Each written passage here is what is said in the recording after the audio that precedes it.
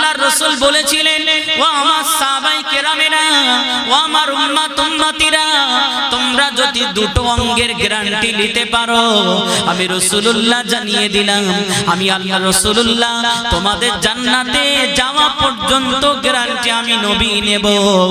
একটা অঙ্গের নাম হলো জিহ্বা। এই অঙ্গটা থাকে 32টি দাঁতের বেষ্টনের মাঝখানে যে অঙ্গটা থাকে তার নাম জিহ্বা, এবং দুটি ওরদের মাঝখানে যে অঙ্গটা থাকে তার নাম হলো লজ্জাস্থান। আল্লাহ নবী জানিয়ে দিলেন, আমার কোন উম্মত যদি, আল্লাহর কোন বান্দা যদি এই দুটো স্থানের, এই দুটো অঙ্গের গুরুত্ব দিতে পারে, দুটো অঙ্গের হেফাজত করতে পারে, দুটো অঙ্গের গ্যারান্টি নিতে পারে, আমি রাসূলুল্লাহ জানিয়ে দিলাম, আমি নবী তাদের জান্নাতে যাওয়া পর্যন্ত গ্যারান্টি নিয়ে নেব। বলেন সুবহানাল্লাহ। এক নাম্বার হলো জিহ্বা। এই জিহ্বা দিয়ে এমন কোন কথা না বলা যে মানুষ কষ্ট পায়। এই জিহ্বা রমজান মাস চলে গেল, সে খাওয়া থেকে যদি বিরত রাখতে পারি, এই জিহ্বা মানুষের গালি দেওয়া থেকে বিরত রাখতে পারি, মানুষকে কটু কথা বলতে যদি বিরত থাকতে পারি।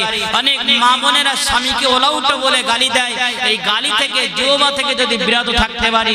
স্বামী, কোন স্ত্রী যদি মারা যায় আগে আর তার স্বামী যদি বলে, আল্লাহ আমার স্ত্রী ভালো ছিল, আমার আল্লাহ সিরেফ এতটুকু বলার কারণে আমার আল্লাহ বিনা হিসাবে স্বামীর কথা অনুযায়ী ওই স্ত্রীকে জান্নাতে বানিয়ে দেবেন। জোরে বলেন না সুবহানাল্লাহ।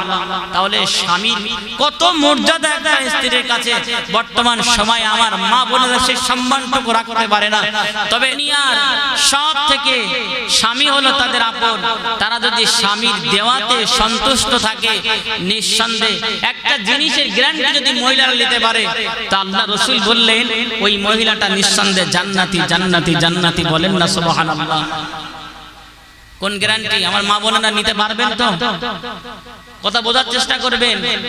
আপনারা নিতে, এই গ্যারান্টি যদি আপনাদের থাকে তো নিঃসন্দেহে আপনার জান্নাতি। জওয়ান যুবকেরা, সেটা অন্য কোনো কথা নয়, এমন কোনো কঠিন নয়, এমন কোনো শক্ত কথা নয়। আমার মা বোনেরা ঠান্ডা মাথায় বোঝার চেষ্টা করবেন, এমন কোনো কঠিন কাজ নয়। কারণ পুরুষরা কষ্ট করে মার্কেটিং করতে মাঝে মাঝে স্ত্রীকে সাথে নিয়ে যায়। আপনি দেখবেন, আপনি সব থেকে বাজারের সুন্দর শাড়ি এনে দেবেন, সব থেকে বাজারের সুন্দর খাদ্য এনে দেবেন, সব থেকে বাজারের দামি চুড়িটা আপনি এনে দেবেন, বাজারের দামি জুতোটা আপনি এনে দেবেন, বাজারের দামি পোশাকটা আপনি এনে দেবেন। তারপরে আপনার স্ত্রী ওই পোশাকগুলো নিয়ে ঘুরতে যদি পাশের বাড়ি যায়, সব থেকে কমা দামি শাড়ি যদি তার বাড়ি থাকে, সেই স্ত্রীটা বাড়ি এসে বলবে, আর তোমার থেকে ও ভালো শাড়ি এনেছে। এই গ্যারান্টি মা বোনদের নিতে হবে। তার মানে স্বামীটা বাজারের সব থেকে নামি দামি পোশাক, বাজারের সব থেকে নামি দামি সবজি, বাজারের সব থেকে নামি দামি চুড়ি, বাজারের সব থেকে নামি দামি ঘড়ি, জুতো এনে যদি স্ত্রীকে দেয়, সেই স্ত্রী বাড়ি গিয়ে বলে, পাশের বাড়ি থেকে ঘুরে এসে বলে তারা কম দামি জিনিস এনেছে। পাশের বাড়ি তার নিজের যা বলুন, পাশের যা বলুন, পাশের বোনটা বলুন, কম দামি শাড়ি। মনে করুন আমি আমার ওয়াইফকে 5000 টাকা দামের একটা শাড়ি দিলাম, আমার পাশের বাড়ি আমার ভাই তার ওয়াইফকে 2500 টাকা দামের শাড়ি দিয়েছে। আমার ওয়াইফ পাশের বাড়িতে ঘুরে এসে বলছে, ওই শাড়িটা দেখো কত সুন্দর শাড়ি, তুমি কি এনেছো?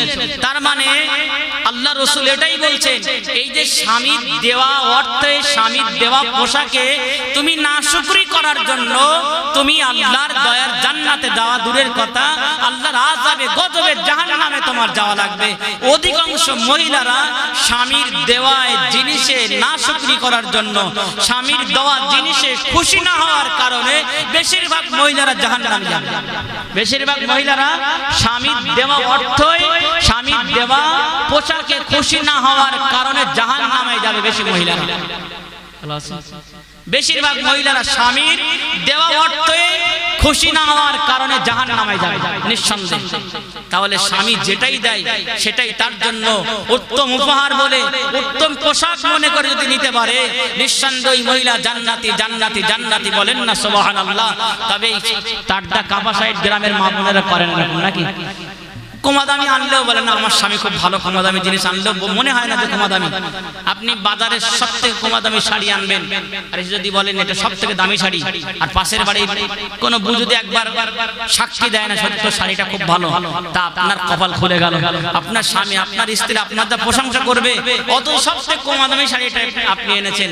তাহলে মহিলাদের সত্যিকারের বুদ্ধি কম না হলে ওরা সংসার করতো না।